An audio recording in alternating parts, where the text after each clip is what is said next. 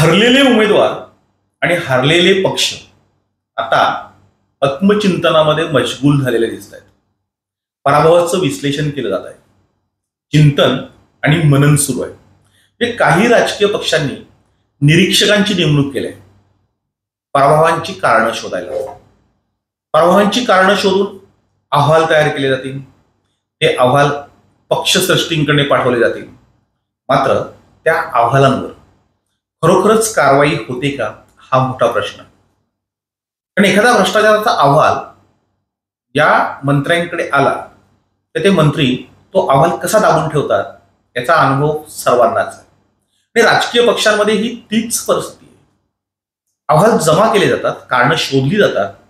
प्रत्यक्षात त्या अहवालानुसार कुठल्याही प्रकारची कारवाई कुणावरही होत नाही. निर्णयच घेतला जात नाही. आणि त्याच्यामुळं मागच्या पानावरून पुढे सुरू अशी परिस्थिती निर्माण होते. जर अहवाल आल्यानंतर कारवाई होणार नसेल, चिंतन मनन केल्यानंतर जी कारणं आपल्या दृष्टिक्षेपामध्ये येतात त्याच्याबद्दल जर विचारविनिमय केला जात नसेल तर या अशा विश्लेषणांना, चिंतन मननांना आणि अहवालांना कुठल्याही प्रकारचा अर्थ नसतो. म्हणजे अहवाल हाती आल्यानंतर तात्काळ निर्णय घेणं गरजेचं आहे.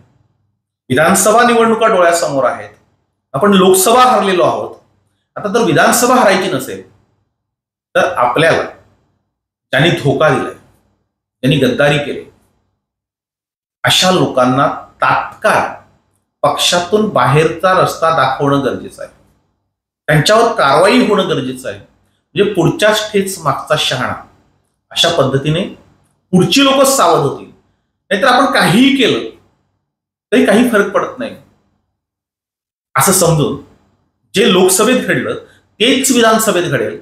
आणि म्हणून जे काही निरीक्षक नेमले, जो काही आपल्याकडे अहवाल आलेला आहे त्याच्यावर कारवाई होणं हे अपेक्षित आहे.